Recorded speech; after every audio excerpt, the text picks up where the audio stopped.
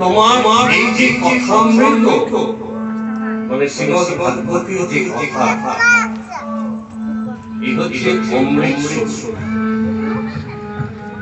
সংসার দগ্ধ জীবের জন্য শ্রীমদ্ ভাগবত হচ্ছে জীবন স্বরূপ। তাই ব্রহ্মাদি তত্ত্বদর্শীগণ শ্রীমদ্ ভাগবতকে সর্বোৎকৃষ্ট বলে বর্ণনা করেছেন। কারণ শ্রীমদ্ ভাগবত শ্রবণ করলে পাপ নাশ হয়, সন্তাপ জ্বালা যন্ত্রণা নিবারণ হয় শ্রীমদ্ ভাগবতের মাধ্যমে। আর বিশেষ করে আজকে শুভ অক্ষয় তৃতীয়া, এই দিনটির জন্য একটি বছর আমরা অপেক্ষা করি। এই অক্ষয় তৃতীয়ার দিনে যদি কেউ একবারে কর্ণে শ্রীমদ্ ভাগবত শ্রবণ করতে পারে, সারাটা জীবন কিন্তু অক্ষয় হয়ে যায়। অক্ষয় তৃতীয়া অর্থাৎ যার জয় হয় না। বিশেষ করে আজকে এই শুভ তিথিতে কেউ যদি দান করেন সাধু বৈষ্ণবকে, বিশেষ করে একটা টাকাও যদি দান করে থাকে, তাহলে সেই একটা টাকাই কিন্তু থেকে যাবে, কারণ এটা ক্ষয় হয়। তাই ব্রহ্মাদি তত্ত্বদর্শীগণ যত শাস্ত্র রয়েছে, গীতা, রামায়ণ, মহাভারত, পুরাণ, বেদ, নানান শাস্ত্র রয়েছে, তার মধ্যে সর্বশ্রেষ্ঠ হচ্ছে শ্রীমদ্ ভাগবত। কারণ এই কথা মানুষ শ্রবণ করে জীবের মঙ্গল এবং কল্যাণ হয়। তোমার এই যে কথামৃত মানে শ্রীমদ্ ভাগবতীয় যে কথা,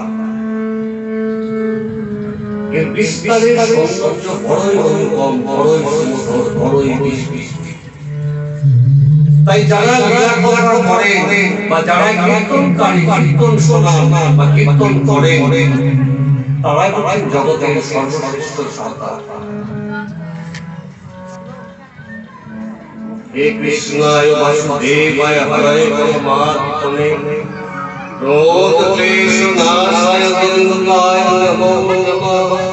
গোবিন্দায় নমো নমঃ।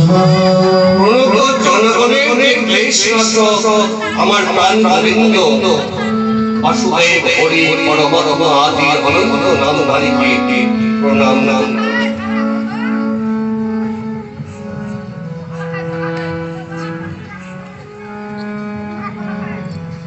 আজকে অক্ষয় তৃতীয়া, শুভ মুহূর্ত।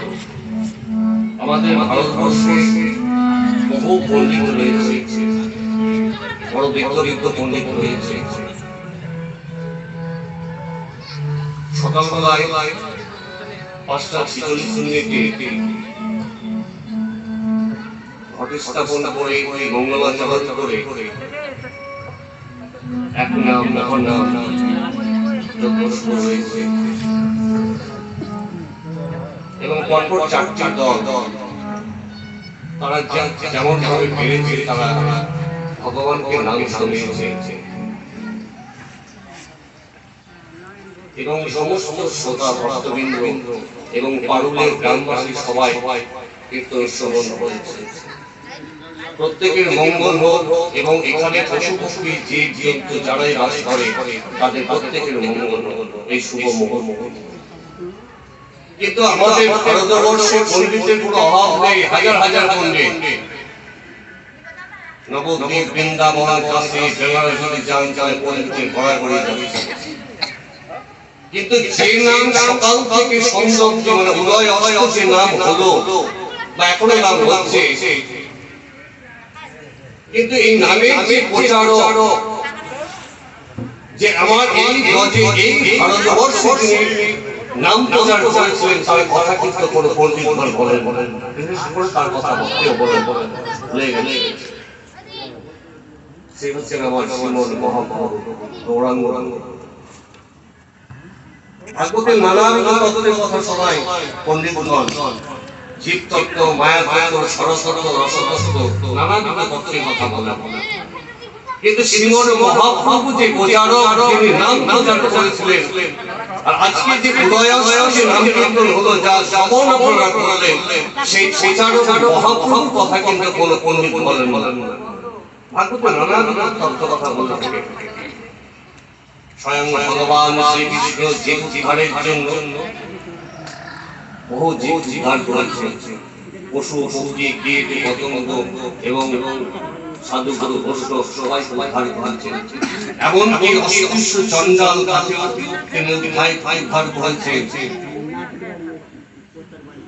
পুতনা রাক্ষসী, সেই রাক্ষসীকেও তিনি উদ্ধার করেছেন।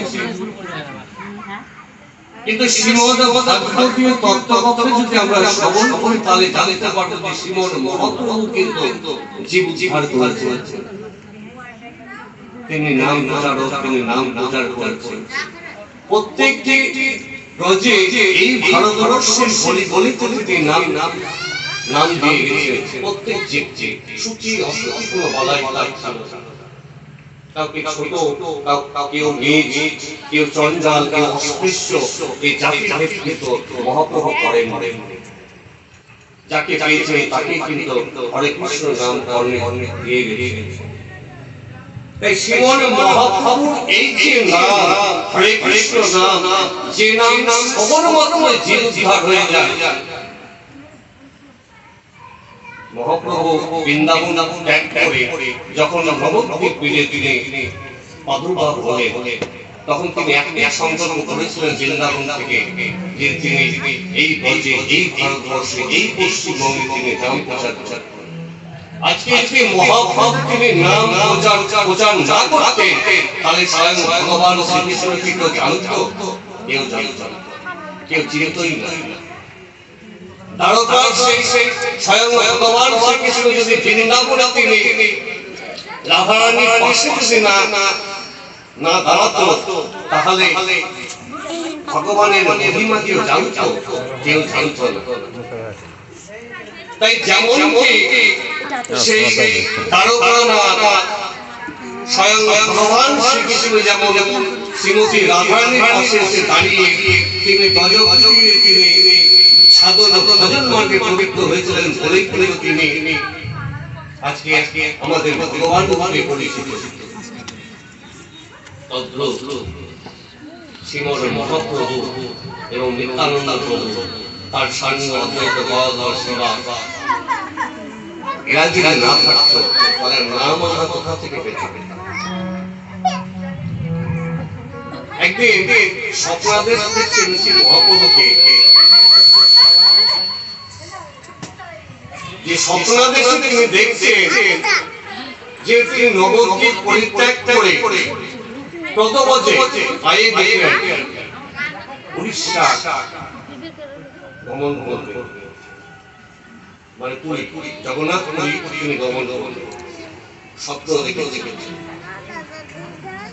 সকাল হয়েছে, স্বপ্ন দেখার পর কিন্তু আর চোখে ঘুম নেই। সঙ্গে সঙ্গে শুনে গেলেন শান্তিপুরে নিত্যানন্দ মহাপ্রভুর কাছে। অদ্বৈত গদাধর শিবার সবাইকে বলছেন যে ভাই, আমি রাত্রে একটি স্বপ্ন দেখেছি, প্রদভোজে সবাইকে সঙ্গে নিয়ে আমি উড়িষ্যার জগন্নাথ পুরী দর্শন করতে যাচ্ছি। আমার সাঙ্গ বন্ধ তোমরা রয়েছে। নিত্যানন্দ মহাপ্রভু কিন্তু রাজি হলেন। তিনি বলছেন যে নিমাইয়ের কথা বিশ্বাস হয় না, স্বপ্নে কি দেখে না দেখে।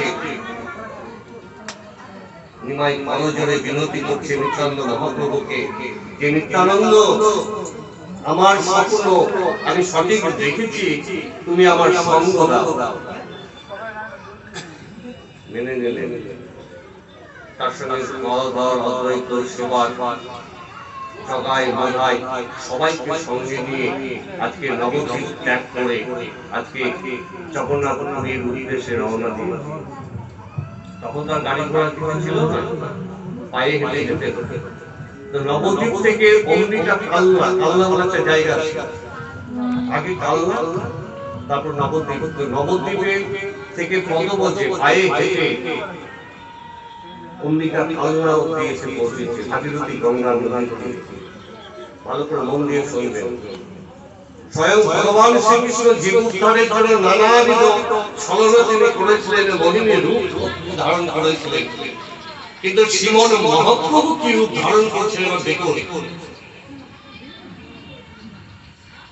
আজকে নবদ্বীপ ত্যাগ করে রওনা শুরু করলেন নিত্যানন্দ, গদাধর, অদ্বৈত, শিবাজ, জগাই মাদাই সবকে সঙ্গে নিয়ে কালনা ঘাটে এসে পৌঁছেছে। ক্লান্ত হয়ে পড়েছে। নবদ্বীপ থেকে কালনা বেশ কিছুটা দূর, আর বিশেষ করে পায়ে হাঁটা, আর দিন ছিল বৈশাখ মাস, গ্রীষ্মকাল, প্রচন্ড রৌদ্রের তাপ। এক বটবৃক্ষের তলায় নিত্যানন্দ প্রভু কিন্তু বসে পড়েছে। গদাধর, অদ্বৈত, শিবাজ, জগাই মাদাই সবাই কিন্তু বটবৃক্ষের তলায় বসে রয়েছে। মহাপ্রভুকে বলছেন, গৌরাঙ্গ প্রভুকে, নিমাইকে, যে আর পথ চলতে পারছি না, একটু বিশ্রামের প্রয়োজন রয়েছে। বিশ্রাম করছে নিত্যানন্দ প্রভু। এদিকে মহাপ্রভু ঘাটের দিকে নজর গেছে, ভাগীরথী গঙ্গা তো অম্বিকা কালনার বিশাল সিন্ধু, ভাগীরথী গঙ্গা বিশাল চওড়া।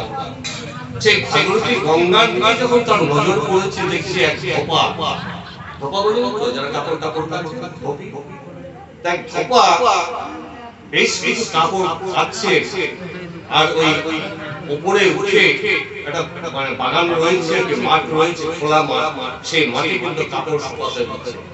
আবার হয়তো দুটো চারটে কাপড় কাঁচা হচ্ছে, আবার কিন্তু উপরে উঠছে, এইভাবে কিন্তু মানে পরিশ্রম করে যাচ্ছে। মহাপ্রভু কিন্তু চৈতন্য উদয় হলো, জীব এত কষ্ট হচ্ছে অর্থের জন্য, সামান্য উদর পূর্ণ করার জন্য এত কষ্ট করতে হয় আমাদেরকে। তার চোখে জল চলে এসেছেন, চোখ ঝলঝল করছে। মহাপ্রভু ঘাটের দিকে এগিয়েছে, ধোপাকে গিয়ে বলছেন, এই ধোপা শোনো, তুমি একবার কৃষ্ণ নাম বলো, হরে কৃষ্ণ নাম বলো, আমি তোমার সমস্ত কাপড় কেটে দেব। মহাপ্রভু মাথা তো বিশাল চৈতন্য রয়েছে, টিকে রয়েছে, মাথা ন্যাড়া মাথা। এবার ধোপা বড়ই চতুর, বড়ই চালাক। ধোপা বলছেন যে মহাপ্রভুকে জানেন না, যে সাধু বাবাজি মাথা খারাপ হয়ে গেছে, কোথা থেকে বড় বড় টিকি বালায়, চৈতন্য বালা, মাথা ন্যাড়া, কোন বাবাজি পাল্লাই বললাম, আমাকে অনেক কাপড় কাচতে হবে। ঠাট্টা বিদ্রুপ করছেন মহাপ্রভু, কিন্তু জানেন না তিনি গৌরাঙ্গ প্রভু। বলছে, শোনো, তুমি যাও তো বাচ্চা, আমাকে অনেক কাপড় কাচতে হবে, এবং কাপড় কেচে শুকিয়ে ইস্ত্রি করে আমাকে আবার মহাজনের বাড়িতে গিয়ে কিন্তু ডেলিভারি দিতে হবে, আমার সময় নেই। আমি যে খাবো সেই খাবার সময় শুধু আমার নেই। এভাবে মহাপ্রভুকে বোঝাচ্ছেন ধোপা। মহাপ্রভু বলছেন, আমি সবই বুঝতে পেরেছি, তুমি অর্থের জন্য করছো তো? বলছে, হ্যাঁ, অর্থের জন্য করছি, আমার সংসার হয়েছে, ছেলে মেয়ে, কাছে বাচ্চা রয়েছে। তাহলে আপনার? বলছে, হ্যাঁ, আমার সংসার রয়েছে, কিন্তু যদি একবার গৌর সুন্দর নিত্যানন্দ প্রভু, অদ্বৈত, গদাধরের কথা যদি চিন্তন করো মনে মনে, অর্থ এমনি এমনি আসে। কোন পাগলের পাল্লায় পাল্লায় এমনি এমনি অর্থ আসে? পরিশ্রম না করলে, না খাটলে কি কখনো অর্থ আসবে? কখনোই অর্থ আসবে না। এই কোন সাধু বাবাজির পাল্লায় পড়লাম? এবার ঘাটে উঁকি মেরে দেখছেন উপরে এসে যে শুধু একটা বাবাজি নয়, এর সঙ্গে দলবল রয়েছে অনেক কটা বাবাজি, আরো খাপড়ে পড়ে গেছে। ধোপা আরো খাপড়ে পড়ে, ভাবলাম যে একটা বাবাজি পাল্লায় হয়তো পড়েছি, এ তো নয়। বটবৃক্ষের তলায় অনেক নেড়া মাথা চৈতন্যধারী, মানে চৈতন্যটা কি আর কি, চৈতন্যধারী অনেক বাবাজি বসে রয়েছে, গুনগুন করে কৃষ্ণ নাম করছে। যে নাম আজকে উদয় হচ্ছে হরে কৃষ্ণ নাম, তারও বড় মহাপ্রভু কাকুতি মিনতি করে বারংবার বলছেন যে একবারের জন্য হরে কৃষ্ণ নাম শ্রবণ করো, উচ্চারণ করো, দেখবে তোমার সমস্ত কাপড় কাচা হয়ে যাবে। সকাল থেকে তো উদয় অস্ত নাম হলো বাবা, হরে কৃষ্ণ তো বহু শুনলাম। হরের অর্থ জানেন না? হরে অর্থ হরণ করা। কে কাকে হরণ করলো? হরে অর্থ হরে রাধা। রাধারানী কাকে হরণ করেছিলেন? কৃষ্ণের মন হরণ করে নিয়েছিলেন। হরি বলছি তো, হরি অর্থ হরে, হরে হচ্ছে রাধারানীর এক নাম। রাধারানীর এক অপর নাম হচ্ছে হরে। যে হরণ করে, কে কাকে হরণ করেছিলেন? রাধারানী স্বয়ং ভগবান শ্রীকৃষ্ণের মন হরণ করেছিলেন, মন চুরি করে নিয়েছিলেন। এই হরে কৃষ্ণ নামের এই হচ্ছে মহাপাহা। তাই প্রণত জনগণের যে ক্লেশ নাশক, যে রোগ ব্যাধি নাশ করে, সে হচ্ছে আমার প্রাণ গোবিন্দ স্বয়ং ভগবান শ্রীকৃষ্ণ। যদি একবার কৃষ্ণ নাম করি আর রোগ ব্যাধি থাকবে বাবা, রোগ ব্যাধি দূরে যাবে। তাই হরি পরমাত্মা, গোবিন্দ আদি অনাদি, এর কোন কুলকিনারা নেই। তোমাকে যদি কেউ বোঝাচ্ছে শ্রীমন মহাপ্রভু যে দেখো, তুমি একবার যদি কৃষ্ণ নাম করো তো দেখবে তোমার সব কাপড় কাঁচা হয়ে যাবে। এবার বেশ কিছু সময় অতিবাহিত হয়ে যাচ্ছে, তোমার কিন্তু বিরক্ত হয়ে যাচ্ছে, মনটা চঞ্চল হয়ে গেছে, বেলা বেপহর হয়ে যাচ্ছে। আর যে টাইমটা মহাপ্রভুর সময় কথোপকথনে কাটিয়ে দিয়েছে, সেই সময়টা ছিল কিন্তু তার আহারের সময়, খাবার খাওয়ার সময়। বাড়ি যেতে কাপড় টাপড় কেটে শুকিয়ে বাড়ি যেতে, বাকি যে কাপড়গুলো থাকতো সেগুলো কিন্তু আবার এসে ঘাটে কাছে কিন্তু সেই সমস্ত পার হয়ে গেছে। এদিকে ওনারা নিশ্চয়ই কিন্তু চিন্তন করছেন, চিন্তায় পড়ে গেছেন, কি ব্যাপার ভোপাকের এতক্ষণ ধরে আসছে না, খাবার নিয়ে সাজিয়ে বসে রয়েছে, আসে না, দ্বিপহর হয়ে যায়, বেলা গড়িয়ে যাচ্ছে। এবার ধোপিনি কিন্তু স্থূলকায়, মানে ধোপিনি খুব মোটা মোটা, স্থূলকায় তো মোটা মোটা, ধোপিনি কিন্তু হিলতে দুলতে কিন্তু এবার ঘাটে এসে পড়ছে। ধোপাকে বলছে, কি গো এত অবহেলা হয়ে গেল, তোমার খাবারে খাবারে চিন্তা নেই? বলছি ওই তো বাবাজি দেখছি, ওই বাবাজির সঙ্গে কথোপকথনে আমার সময়টা অতিবাহিত হয়ে গেছে। কোন বাবাজি? বলছি কিছু জানি না, চিনি না বাবাজিকে। বাবাজি বারংবার একই কথা বলছে, কৃষ্ণ নাম করতে বলছে। ভাবনাও তো ওসব সাধু বৈষ্ণবের কথা কেউ শোনে নাকি? আরে ওরা সরাসরি নয়, ওদের বাচ্চা বাচ্চা নেই, তোমার তো বাচ্চা বাচ্চা রয়েছে। তুমি যদি কাপড় কেটে না শুকিয়ে, তুমি যদি মহাজনের বাড়িতে তুমি যদি ডেলিভারি না দাও, তুমি তোমার সন্তানকে খেলতে পারবে? তুমি কার পালে করেছো? মহাপ্রভু কিন্তু সামনে বানানো, মহাপ্রভু কিন্তু প্রতিজ্ঞা করে নিয়েছেন ধোপাকে কৃষ্ণ নাম দেবেন। আর ধোপা কিন্তু কৃষ্ণ নাম শ্রবণ করবেন না, শুনবেন না, কর্মেও নেবেন না, এও প্রতিজ্ঞা করে। এবার মহাপ্রভু কি করলেন? হস্ত ধরে নিতেন জোর করে, শক্ত হাতে দিয়ে কর্ণে বলছেন হরে কৃষ্ণ। আর যেমন ধোপা হরে কৃষ্ণ নাম উচ্চারণ মাত্রই কিন্তু তিনি পাগল হয়ে গেছেন, মাতাল হয়ে গেছেন, নামে বিভোর হয়ে গেছেন। হরে কৃষ্ণ কাপড় তো থাকলো, শুকনো ভেজা সব পরে থাকলো। এবার মহাপ্রভু কি ধোপা কি করলেন? সমস্ত কাপড় ছেড়ে দিয়ে কৃষ্ণ নামে নৃত্য করতে শুরু করলেন। এই হচ্ছে মধুর ভাব। হরে কৃষ্ণ নাম হচ্ছে মধুর ভাব, কারণ এই হচ্ছে কলিকাল। এই কলিতে ভাগবত বলুন, গীতায় বলুন, রামায়ণ বলুন, মহাভারত বলুন, পুরাণ বলুন, বহু শাস্ত্র রয়েছে। তার মধ্যে কলিতে একমাত্র আমি হচ্ছে সর্বশ্রেষ্ঠ। নামেই কিন্তু জীব উদ্ধার হয়।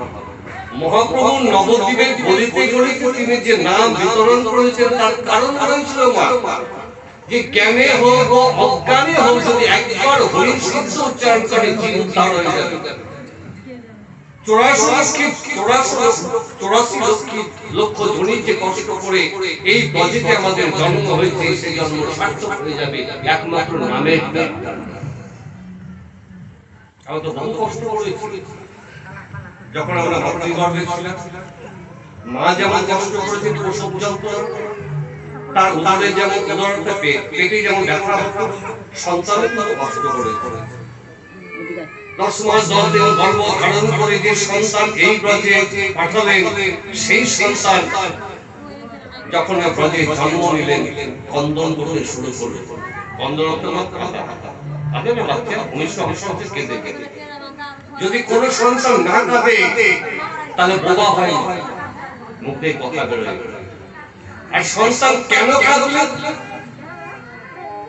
এই পাখির ঝড়ঝড় করে যে মাগো, আমি তো তোমার ওই মাতৃর সামনে উদরে বলতে এই মাতৃগর্ভেই ভালো ছিলাম, তুমি আমাকে কোথায় নিয়ে এলে? এবার ছেলে কেন কেঁদে উঠলো? এই চারিত্রিক ঝড় জগৎকে দেখে থেকে রোদন করতে শুরু করলেন যে মা, আমি তোমার গর্ভেই আমি চলে যেতে চাই। আর তো তা হয় না, একবার প্রসব হওয়ার পর কি আর গর্ভে যাওয়া যায়? যাওয়া যায়। শ্রীমন মহাপ্রভু ধোপাকে বোঝাচ্ছে যে এই কৃষ্ণ নামে এমনই মহাত্ম রয়েছে, এত মধুর, এত গুরুতর রহস্য রয়েছে। একবার যদি কর্ণে হরে কৃষ্ণ নাম করতে পারো, আর সারাদিন 24 ঘন্টার মধ্যে দরকার নেই, তুমি কর্ম করছো, কর্ম করে যাও, দিনান্তে সারাদিনে দিনান্তে যে কোনো সময় কয়েক সেকেন্ড কয়েক মুহূর্তের মধ্যে যদি হরি শব্দ উচ্চারণ করতে পারো, তোমার উদ্ধার হবে। সহজ সহজ সহজ ব্যাপার। কিন্তু কলির জীব কি করে? কলির জীব কি প্রতিনিয়ত নাম করে, হরির শব্দ উচ্চারণ করে? না করে করে। যখন জীব বিপদাগ্রস্ত, যখন জীব মানুষ যখন বিপদে পড়ে, তখন হরির কথা চিন্তন করে। মাগো, আমার স্বামী বড়ই বিপদাগ্রস্ত। মা বলছে যে আমার স্বামী বড়ই বিপদাগ্রস্ত, আমার স্বামী খুব বিপদে পড়েছে, আমার সন্তান বড়ই বিপদাগ্রস্ত। মা, তুমি আমার স্বামীর সন্তানকে ভালো করে দাও, আমি কথা দিচ্ছি তোমাকে জোড়া পাঠাবো।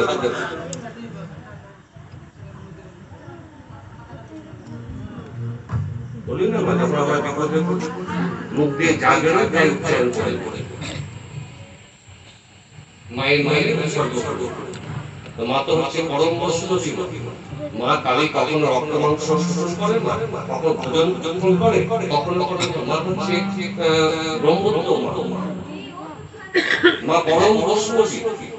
ওর সঙ্গে যে ডাকিনী যোগিনী থাকে তারাই রক্ত মাংস শোষণ করে, কিন্তু পুরোহিতরা কি করে? মায়ের নামে উৎসর্গ করতে দেয়, মাকে নিচু দেয়।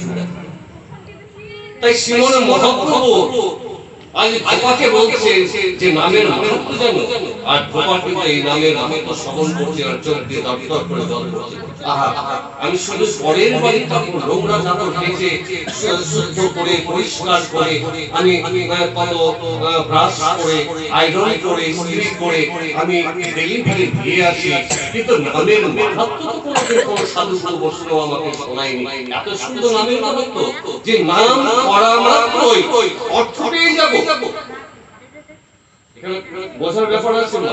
ধোপা কিন্তু অর্থের জন্য নাম করতে চাইছেন, এমনি এমনি নাম করছে না, অর্থের জন্য। মহাপ্রভু বলেছেন যে তুমি নাম করে অর্থ এমনি এমনি চলে আসবে।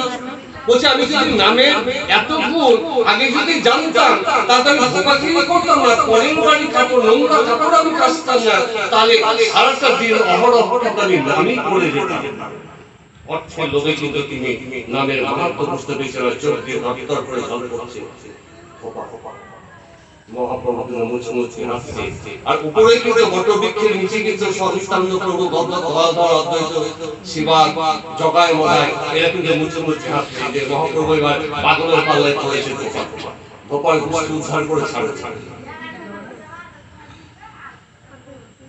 আর যেমনই চোখ দিয়ে জল পড়ছে, দরদর করে রোদন করছে, ধোপাকে কি করেছেন? মহাপ্রভু আলিঙ্গন করেছেন, বক্ষে জড়িয়ে ধরেছেন, একবার হরে কৃষ্ণ বল।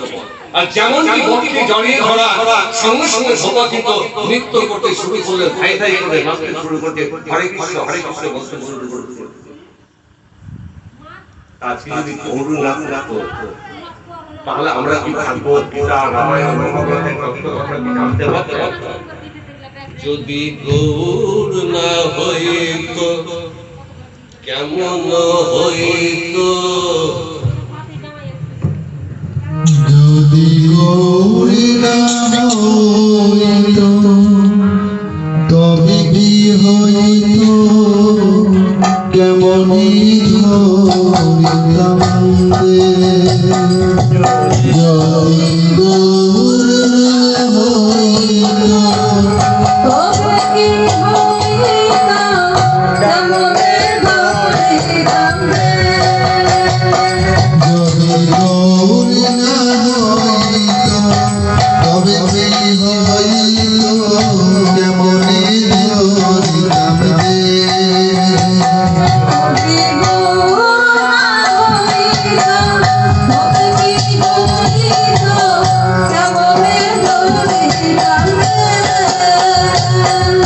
রাধার মহিমা প্রেম রস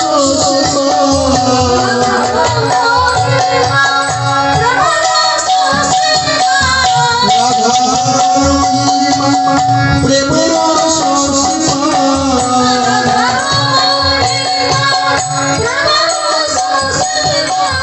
জগতে জানা তোকে জগতে জানা তোকে